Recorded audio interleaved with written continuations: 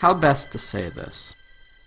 Understand that I'm not the kind of person to sit in front of a microphone and believe that what I think will have any profound meaning to your lives.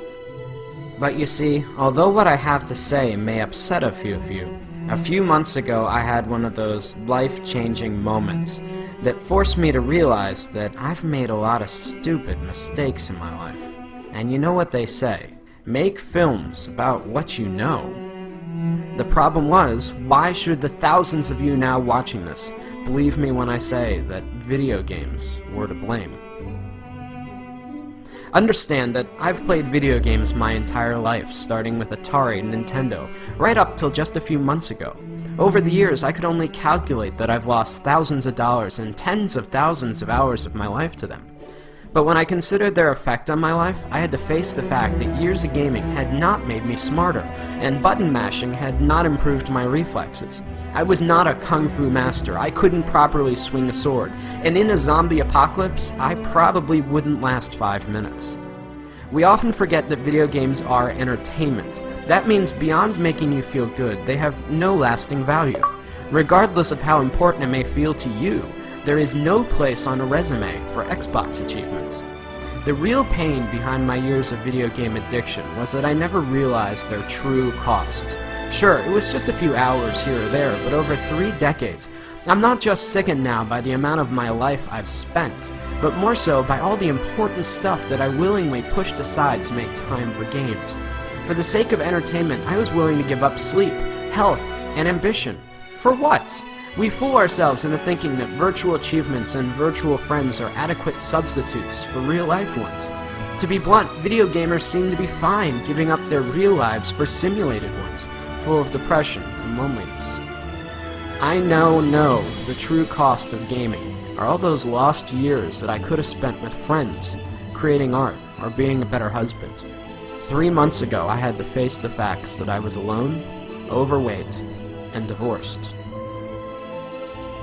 If there's a moral to this lecture, it's that as much as we may want one, life does not have continues.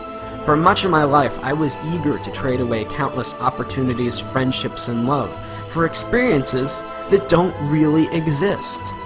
I guess what I'm saying is, it took me a long time to figure all this out, and along the way, I missed out on a lot of life. At the risk of sounding like an after-school special, don't allow something as stupid as video games consume the best years of your life at the expense of all the greatness you could achieve. Consider this my promise. That's a mistake I don't plan to make again.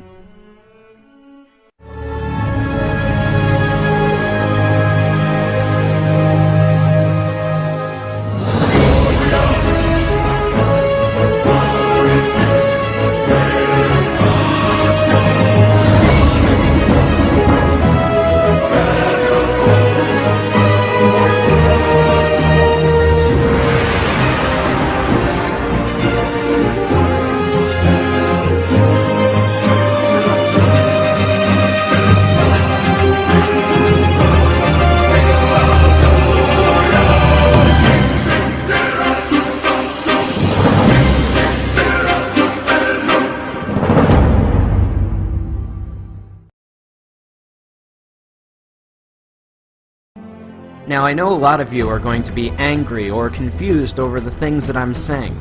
Call me whatever names you like, pretentious or not.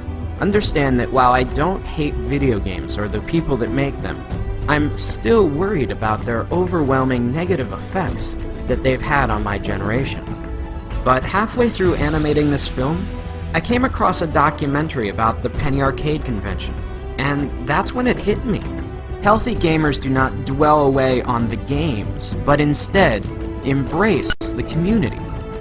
While there may not be value in the games themselves, anything that brings people together and builds communities that embrace who you really are can't be half bad. As I scan through the images of very different people, all united by a common interest, it gives me hope that something good may still come out of all this.